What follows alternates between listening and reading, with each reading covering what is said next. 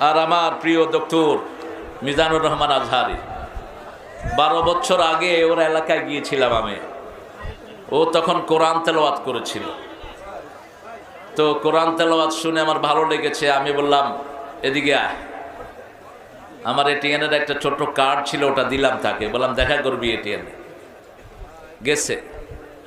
যাওয়ার পরে আমার আলোচনার আগে দিয়ে একটু আলোচনা রেকর্ড করে টেলিভিশনে ছেড়ে দিলাম। সেই তার হাতে সবক। আজকে আমার মিজানকে আল্লাহ কবুল করুন।